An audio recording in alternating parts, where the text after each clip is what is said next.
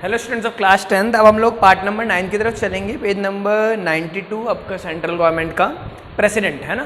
क्या है प्रेसिडेंट के ऊपर हम पूरा पढ़ेंगे कि प्रेसिडेंट की पोस्ट कैसे है, कैसे प्रेसिडेंट बनते हैं, क्वालिफिकेशंस क्या है, कैसे उनको हटाया जाता है, इलेक्शन कैसे होता है। ठीक है, तो प्रेसिडेंट हेडिंग डालिए। ठीक है, और उसमें लिखिए article 52 of the constitution of India, article 52 of the constitution of India provides that there shall be a president of India, provides that there shall be a president of India। Article 52 में ये बात लिखी हुई है कि भारत में एक president होगा। ठीक है, फिर लिखेंगे the president is the formal head of the executive, the president is the formal head of the executive while its actual head is the prime minister with the help of the council of ministers। Second paragraph की first line है ना, the president is the formal head of the executive while its actual head is the prime minister with the help of the council of ministers. देखिए इस बात को ढंग से समझिए आप। हमारे देश में प्रेसिडेंट की पोस्ट नॉमिनल है, नाम की है ना, वो हेड तो है। हम बोलते हैं देश की सबसे सर्वोच्च पोस्ट कौन सी है, प्रेसिडेंट की, लेकिन सिर्फ फॉर्मली, सिर्फ कहने के लिए, सिर्फ किताबों में है ना। मैंने आपको पहले ही बताया कि लोकसभा राज्यसभा में जब बिल पास होता है तो मेन बात यह है कि वो लोकसभा और राज्यसभा से पास हो, सब उसके लिए वोटिंग करे। प्रेसिडेंट का साइन करना तो एक फॉर्मेलिटी है सिर्फ, ठीक है, सिर्फ एक फॉर्मेलिटी। उसको फॉर्मेलिटी के लिए उस पोस्ट पे बिठा रखा है। तो आप लोग पूछ सकते हैं कि क्यों बिठा रखा है। इसलिए बिठा रखा है फॉर्मेलिटी के लिए पोस्ट पे, क्योंकि ये बात हमने कहां से ली है, ब्रिटेन से। ब्रिटेन से ये बात हमारे कॉन्स्टिट्यूशन में आई कि हम एक ऐसी पोस्ट बनाएंगे जिसे जो सबसे ऊपर होगी, लेकिन सिर्फ फॉर्मेलिटी के लिए। इन्होंने भी कुछ ऐसा बना रखा होगा, इन्होंने बना रखा है प्रिंसेस है ना, या किंग, नहीं प्रिंसेस ना बोले, किंग या किंग और क्वीन, राजा या रानी, जो भी गद्दी पे बैठा होगा। और भारत में जो प्रेसिडेंट है, इन दोनों की पोस्ट यूके के रानी से, आज के टाइम पे चलिए एलिजाबेथ है तो हम रानी मान लेते हैं, रानी से, और भारत के प्रेसिडेंट की पोस्ट बिल्कुल एक है। उन दोनों का काम बिल्कुल एक है। वहां भी वो फॉर्मेलिटी के लिए बस है ना। 95 ईयर ओल्ड है एलिजाबेथ है ना, तो वो क्या काम करती होंगी एक्चुअली, तो आप सोचिए, सिर्फ फॉर्मेलिटी के लिए। एक महल है उनका, वैसे ही जो लॉ पास होता है ब्रिटेन की संसद में पास होता है, वो उनके पास साइन के लिए जाता है, लेकिन वो फॉर्मेलिटी है कि वो लास्ट पेज पे बस साइन करना है ना। तो यही बात यहाँ पे, तो यहाँ ये चीज हमने किससे ली, ब्रिटेन से ली, कि सिर्फ फॉर्मली हेड करेंगे। फॉर्मली हेड मतलब कि नाम के लिए। एक्चुअल हेड तो कौन करेगा, प्राइम मिनिस्टर। नोटबंदी से लेकर हर छोटे मोटे डिसीजन तक कौन लेता है, प्राइम मिनिस्टर ऑफ इंडिया लेते हैं।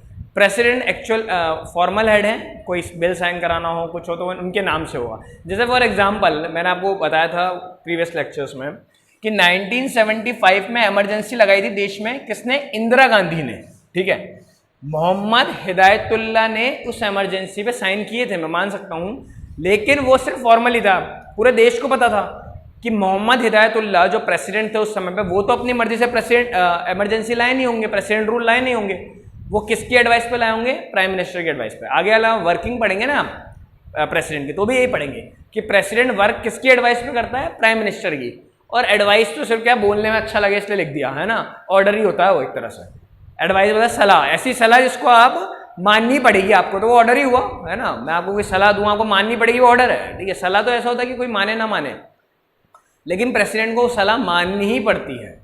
ठीक है, तो वो एक तरह से प्राइम मिनिस्टर के उस पर काम करता है। तो 1975 में जो प्रेसिडेंट रूल लगाया गया, वो इंदिरा गांधी जी ने ही लगाया था ना, प्राइम मिनिस्टर ने। मोहम्मद हिदायतुल्लाह तो सिर्फ एक कहते हैं ना, इनके कंधे पे रख के बंदूक चला दी गई कि उन्होंने इमरजेंसी डिक्लेयर कर दी। आज भी जब ये आता है, हम बुक्स में पढ़ेंगे, तो डिक्लेयर प्रेसिडेंट ने ही की थी, लेकिन किसकी एडवाइस पे, प्राइम मिनिस्टर की एडवाइस पे। ऐसी एडवाइस जिसको वो ना चाहते हुए भी ना नहीं कर सकते थे, है ना। वो नहीं चाहते थे ऐसा नहीं, वो नहीं चाहते थे ऐसा हो, लेकिन वो ना नहीं कर पाए उसको। तो इसलिए आप इस चीज को समझिए कि एक फॉर्मल हेड है, बस नाम के लिए हेड है। ठीक है, एक्चुअल हेड कौन है, प्राइम मिनिस्टर। फिर लिखेंगे the position of president of India is just like the British emperor. The position of president of India is just like the British emperor. जो ब्रिटिश में एम्परर की पोस्ट है, वही भारत के प्रेसिडेंट की पोस्ट है। फिर लिखेंगे एलिजिबिलिटी, एलिजिबिलिटी ELIGIBILITY में कौन बन सकता है भारत का राष्ट्रपति। Article 50, according to article 58, a president must be, according to article 58 a president must be, फिर पहला पॉइंट लिखेंगे अ सिटीजन ऑफ इंडिया, भारत का नागरिक हो, a citizen of India of 35 years of age और अबव, सेकंड पॉइंट है of 35 years of age और अबव, ठीक है, भारत का नागरिक हो, कम से कम उसकी उम्र कितनी हो गई हो 35 साल, 35 ईयर्स। और थर्ड लिखेंगे qualified to become a member of the Lok Sabha, qualified to become a member of the Lok Sabha. और जो लोकसभा के मेंबर के लिए सारी वो थी ना जरूरतें थी, क्वालिफिकेशन, वो सारी वो पूरी कर रहे, एक लोकसभा के मेंबर बनने वो लायक हो, ठीक है। ये पॉइंट इतना खास नहीं है कोई लोकसभा का मेंबर बनने लायक हो, लेकिन दो ये कि भारत का नागरिक हो और 35 साल उसकी एज हो, ये बहुत इंपॉर्टेंट है, 1 मार्क्स में भी आ सकता है कि एज कितनी होनी चाहिए, 35 ईयर्स उसकी एज हो। फिर फोर्थ पॉइंट लिखेंगे a person shall not be eligible for election of a president, a person shall not be eligible for election as a president if he holds any office of profit under the government of India or the government of any state, under the government of India or the government of any state। मैंने पहले भी इसको बताया था, ये लोकसभा राज्यसभा में था, जब भी आप इतनी ऊपर पोस्ट पे बैठते हैं तो आपके पास कोई किसी तरह से सरकारी लाभ नहीं होना चाहिए, आपके पास कोई दूसरी पोस्ट नहीं होनी चाहिए, गवर्नमेंट ऑफ इंडिया की, सेंट्रल गवर्नमेंट की या स्टेट गवर्नमेंट की भी, मैं तो कहता हूँ यहाँ तक कि लोकल गवर्नमेंट की भी, है ना। आपके पास कोई भी और दूसरी सरकारी पोस्ट नहीं होनी चाहिए, आप प्रेसिडेंट का चुनाव लड़ने जा रहे हैं, है ना। आप वो और है, मान लीजिए आपके पास है तो आपको वो पोस्ट छोड़नी पड़ेगी पहले, है ना। ऐसा हुआ भी है कि जैसे फॉर एग्जांपल प्रेसिडेंट का चुनाव जब लड़ा तो लोकसभा के मेंबर थे तो उससे रेजिग्नेशन देना पड़ा, है ना, क्योंकि आप एक ही चीज़ रह सकते हैं, आप लोकसभा के मेंबर या प्रेसिडेंट ऑफ इंडिया या और भी कोई पोस्ट, है ना।